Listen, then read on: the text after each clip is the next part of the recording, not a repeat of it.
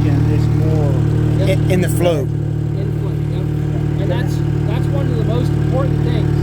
Anytime you're on a bank, a slope, a mowing condition, have the deck on the ground. In the float. In float. All the way to the right. Yep. Where you could potentially see an issue is if you were coming back down it and the deck was raised up, the back tires can try to tilt forward, or what Little League World Series did a handful of years ago, they had the deck lowered but not in float. So when hydraulically the deck was being held there, the front tires got light and it okay. So you lower it. How do you put it in float again? All the way to the right. snap it. When you feel that, it'll stay there. It's locked. You just never. I would suggest, correct me if I'm wrong, just never engage the mower without being in float. You didn't have the mower engaged there then, No, right? I Okay. didn't. Yeah, that's the best rule of thumb is float. Okay, I'll remember that part of it. Yep.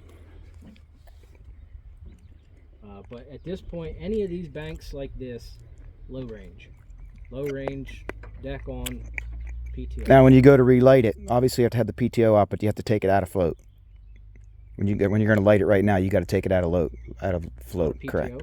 Or just start the engine. To start the engine, you have to have both of these out. Is that correct? Nope. Hydraulics won't matter. Just PTO off.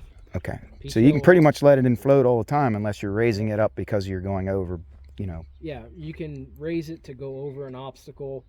If you have a strong breakover like that and you're coming back at it, you can have the implement raised up slightly so it doesn't scalp. And as soon as the deck gets over it, drop it and then drive. Yeah, I mean, going down your driveway, there's a huge metal roller, so always have it raised. That way the metal roller's not making all kinds of sound. But yeah, in this situation right here, wide open.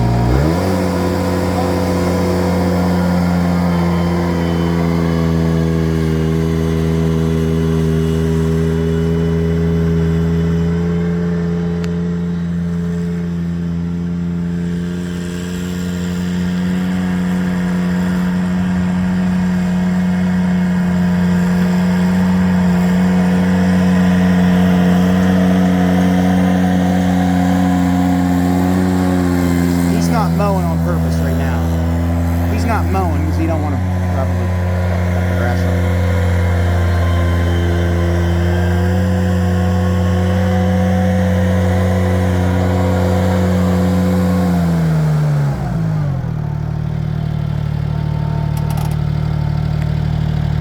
Always have to have it wide open like that.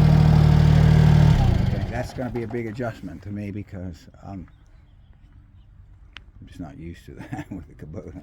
But unlike my Ferris, you don't have to start it wide open.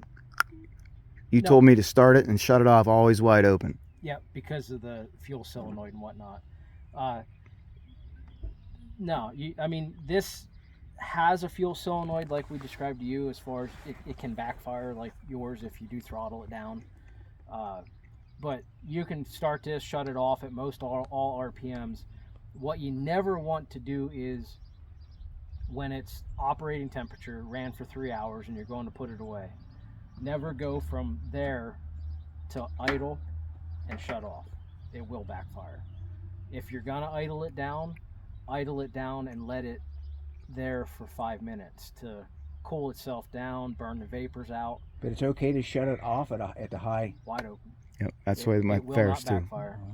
Yep. He's always let it wide open, shut it off, always let it wide open to light it. And it's okay to light this wide open too, correct? It won't hurt anything. I mean, if it's dead cold, I'd probably bring it back to idle, just so it lets it build oil pressure a little bit easier. And it is 3 cylinders, so it's moving a lot more oil than those small air colds. But you want to try it? No, I'll go to home and try it. Do you want to? So you go ahead, you try it. That way